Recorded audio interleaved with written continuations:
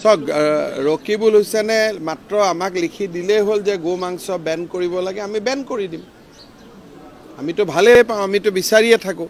তেওঁলোকেহে বিধানসভাত আপত্তি কৰে। গতিকে এতিয়া যদি ৰকিবুল হুছেইন আৰু ভূপেন বৰাই কৈ দিয়ে যে গো মাংস বিজেপিয়েও খাব নালাগে, এজিপিও খাব নালাগে, কংগ্ৰেছেও খাব নালাগে, তাতকৈ ভাল কাম কি হ'ব পাৰে?